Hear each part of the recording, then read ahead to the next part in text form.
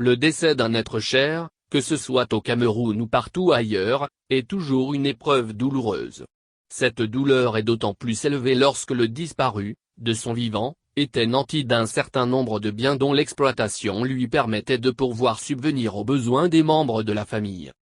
Parfois on observe un spectacle désolant, avant ou après la triste période des obsèques. Il se pose souvent le problème du sort des biens laissés par le défunt, qui de son vivant, peut avoir laissé ou pas un testament.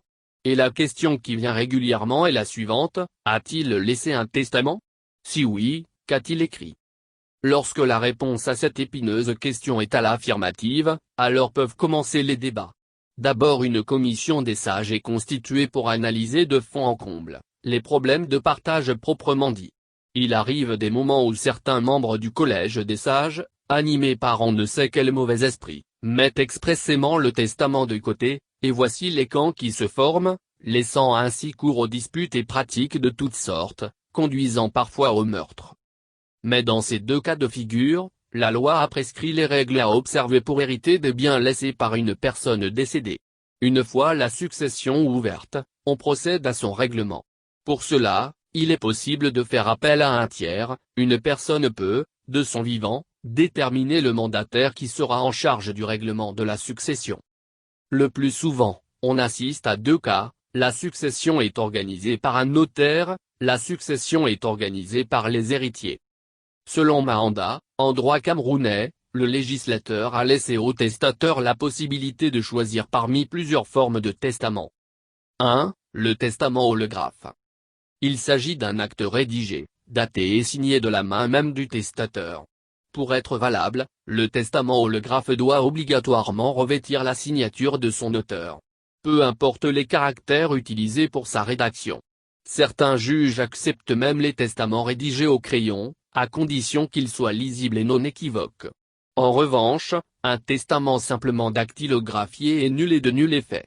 La rédaction manuscrite est celle à laquelle les tribunaux accordent plus de crédibilité. Par cette simplicité, le législateur a incontestablement voulu encourager les citoyens à rédiger chacun son testament. Nous sommes malheureusement au regret de constater que peu de personnes pensent à laisser un testament. Le testament peut aussi revêtir la forme notariée. 2. Le testament authentique. Le testament est dit authentique lorsqu'il est établi par devant le notaire. Pour être valable, ce genre de testament doit être reçu soit par deux notaires, soit par un notaire en présence de deux témoins. À l'évidence, le testament authentique revêt une certaine publicité, en ce sens qu'il n'est pas possible pour son auteur de garder le secret de ses décisions testamentaires. Il est obligé de s'en remettre au sens de discrétion des autres signataires de l'acte matérialisant ses dernières volontés. Et dans le cas où le testateur tient à garder le secret de ses choix, il peut opter pour le testament mystique. 3. Le testament mystique. C'est celui écrit, signé par le testateur lui-même, et remis clos et scellé à un notaire en présence de deux témoins. Le notaire qui reçoit ce genre de testament dresse en brevet un acte de souscription que doit signer le testateur, le notaire et les témoins. Il s'ensuit que ni le notaire, ni les témoins ne peuvent savoir le contenu du testament mystique, lequel ne sera dévoilé qu'après le décès du decujus.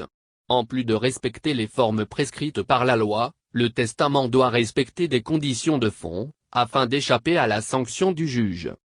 Lorsqu'on a la présence d'esprit de décider de la dévolution de ses biens par voie testamentaire, il faut penser à respecter la réserve héréditaire et l'égalité des ayants droit, car cela permet de limiter les dégâts.